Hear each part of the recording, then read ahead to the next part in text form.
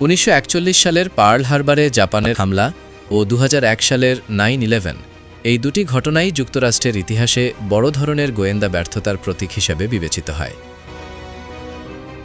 Pearl হারবারের আগে জাপানের সামরিক তৎপরতা সম্পর্কে কিছু সংকেত থাকলেও সেগুলো সঠিকভাবে বিশ্লেষণ করা হয়নি।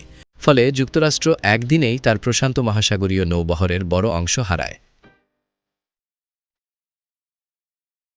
একইভাবে 9/11-এর আগে সিআইএ ও এফবিআই-এর কাছে আল কায়েদার সম্ভাব্য হামলার ইঙ্গিত থাকলেও তথ্য সমন্বয়ের অভাব ও সিদ্ধান্তহীনতার কারণে হামলা প্রতিরোধ করা সম্ভব হয়নি, যা বিশ্বজুড়ে যুক্তরাষ্ট্রের নিরাপত্তা ব্যবস্থার দুর্বলতা প্রকাশ করে।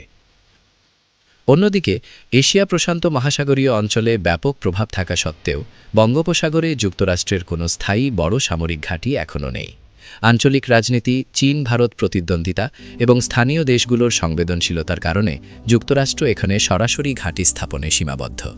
কোরীয় উপদ্বীপেও যুক্তরাষ্ট্রের দীর্ঘদিনের সামরিক উপস্থিতি থাকলেও উত্তর কোরিয়ার ওপর সরাসরি আক্রমণের ভয় আজও বাস্তবে রূপ নেয়নি।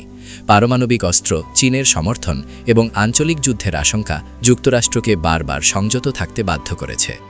ইরানের পারমাণবিক কর্মসূচি ধ্বংসের বিষয়ে যুক্তরাষ্ট্র বারবার কঠোর দাবি ও হুমকি দিলেও বাস্তবে এটি যুক্তরাষ্ট্রের একটি পরোক্ষ পরাজয়ের উদাহরণ। নিষেধাজ্ঞা, সাইবার হামলা ও গোপন অভিযানের মাধ্যমে ইরানকে থামানোর চেষ্টা করা হলেও দেশটি আজও ইউরেনিয়াম সমৃদ্ধকরণ চালিয়ে যাচ্ছে এবং কার্যত একটি নিউক্লিয়ার থ্রেশহোল্ড স্টেটে পরিণত হয়েছে। যুক্তরাষ্ট্র জানে সরাসরি ইরানে হামলা মানেই মধ্যপ্রাচ্যে বড় যুদ্ধ এবং ইসরায়েল সহ মিত্রদের ওপর ব্যাপক হামলার ঝুঁকি।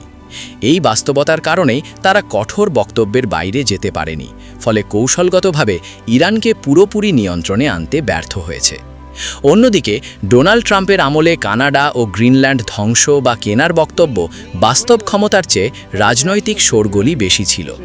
গ্রিনল্যান্ড ডেনমার্কের অংশ এবং ডেনমার্ক ন্যাটোর সদস্য হওয়ায় সেখানে আগ্রাসন মানে মিত্রদের সঙ্গেই সংঘাত, আর কানাডা যুক্তরাষ্ট্রের ঘনিষ্ঠতম মিত্র, যার বিরুদ্ধে শক্তি প্রয়োগ অবাস্তব।